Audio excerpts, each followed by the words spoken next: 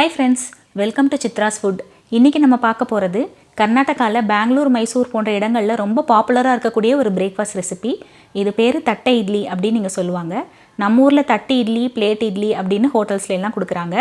இந்த இட்லியை ஹோட்டல் ஸ்டைல்ல மெதுன்னு ரொம்ப சாஃப்ட்டா எப்படி செய்யறதுன்னு இப்போ நம்ம பார்க்கலாம்.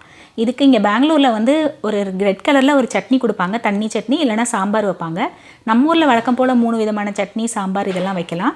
இது வெண்ணெயோட சேர்த்து பரிமாறுறது ரொம்ப நல்லா இருக்கும். இப்போ இது செய்யறதுக்கு முதல்ல 3 கப் இட்லி அரிசி எடுத்துக்கலாம். இது சேலம் ரைஸ்னு சொல்லி கடையில எல்லாம் கிடைக்கும். அத 3 கப் எடுத்துக்கோங்க. அதுல 1 கப் உளுத்தம் பருப்பு, நான் வெள்ளை உருண்டை உளுத்தம் பருப்பு யூஸ் பண்ணியிருக்கேன். அதையும் போட்டுட்டு வெந்தயம் 1/2 ஸ்பூன் போட்டுக்கலாம். இது எல்லாத்தையும் ஒண்ணா போட்டுட்டு இன்னொரு பாத்திரத்துல 1/2 கப் கெட்டி அவல், 1/4 கப் மாவு ஜவ்வரிசி இது எல்லாத்தையும் போட்டு ஒரு 2-3 தடவை நல்லா கழுவி எடுத்துக்கோங்க. கழுவிட்டு இதுல தேவையான அளவு தண்ணி ஊத்தி இத ஒரு 4 மணி நேரம் ஊற வச்சு எடுத்துக்கலாம். 4 மணி நேரம் ஊறினதுக்கு அப்புறம் கிரைண்டர்ல இது எல்லாத்தையும் ஒண்ணாவே போட்டு அரைச்சிக்கலாம். நம்ம ஊற வைக்கிறது தான் தனித்தனியா ஊற வைக்கிறோம். பட் அரைக்கும் போது கவலைப்பட வேண்டாம். எல்லாத்தையும் ஒண்ணாவே போட்டு அரைச்சிக்கலாம். அப்புறம் இதுல தேவையான அளவு உப்பும் போட்டு அரைச்சு எடுத்துக்கலாம். வழக்கமாக நம்ம இட்லி தோசை மாவு எப்படி அரைப்போமோ அதே பதத்துக்கு இதையும் அரைச்சா போதும். தேவையான அளவு தண்ணி ஊற்றி அப்படியே அப்பப்போ நீங்கள் சைடில் கிண்டி விட்டு மாவு நல்லா மைய அரைகிற அளவுக்கு ஒரு 1/2 மணி நேரம் அரைச்சி எடுத்து வச்சுக்கோங்க. இதை ஒரு பாத்திரத்தில் மாற்றிட்டு மூடி போட்டு 8லேருந்து 12 மணி நேரம் வரைக்கும் இந்த மாவு புளிக்க விடலாம்.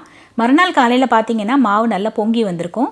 இப்போ இந்த மாவை நல்லா கலந்து விட்டுக்கலாம். இதில் நம்ம சோடா எதுவும் போட தேவையில்லை. ஹோட்டல்ஸ்லாம் ஒரு பிஞ்சு சோடா உப்பு போடுவாங்க. உங்கள் விருப்பப்பட்டால் நீங்கள் சோடா உப்பு கூட சேர்த்துக்கலாம். பட் நான் இன்றைக்கி சோடா உப்பு எதுவுமே போடலைங்க. இந்த மாவு இந்த பதத்தில் கரெக்டாக இருக்கணும். அமேசானில் உங்களுக்கு தட்டை இட்லி ஸ்டாண்டுன்னு கிடைக்கும். இல்லை நீங்கள் பாத்திர கடைகளில் கூட வாங்கிக்கலாம். இது வாங்கணும்னு அவசியம் இல்லை. ஒரு பெரிய டப்பா மூடி இருந்தால் கூட நீங்கள் அதை கூட எடுத்து இதை யூஸ் பண்ணிக்கலாம். இப்போது இந்த மூடி எடுத்து இதில் நல்லா நல்லெண்ணெய் தடவி வச்சுக்கோங்க. இதில் ஒரு 2-3 கரண்டி மாவு ஒவ்வொரு தட்டிலையும் ஊற்றி எடுத்து வச்சுக்கலாம். இந்த மாவு ஊற்றிட்டு இருக்கும்போதே இட்லி பானையில் தண்ணி ஊற்றி அது ஒரு பக்கம் நல்லா கொதிக்க விடுங்க. அவ்வளோதான், நம்ம மாவு எல்லாத்தையும் ஊற்றி இந்த ஸ்டாண்டில் அடுக்கியாச்சு. இப்போ இட்லி மாவை தூக்கி உள்ளார வைக்க வேண்டியது தான்.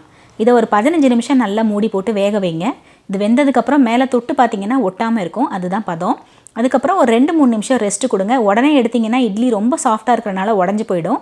அதனால் ஒரு 2-3 நிமிஷம் ரெஸ்ட்டு கொடுத்துட்டு இதை ஒரு ஸ்பூனால் சைடில் வறண்டி எடுத்திங்கன்னா சூப்பர் சாஃப்டாக மெதுன்னு இருக்கிற தட்டை இட்லி ரெடி ஆகிடுச்சு. இதை நீங்கள் உங்களுக்கு பிடிச்சமான சட்னி, சாம்பாரோட பரிமாறலாம். எங்களுக்கு இது வந்து தேங்காய் சட்னியோட ரொம்ப பிடிக்கும். ப்ளஸ் நாங்கள் வெண்ணையும் வச்சு சாப்பிடுவோம். உங்களோட விருப்பப்படி நீங்கள் சட்னி, சாம்பார், இட்லி பொடி எது வேணாலும் வச்சு சாப்பிட்லாம்.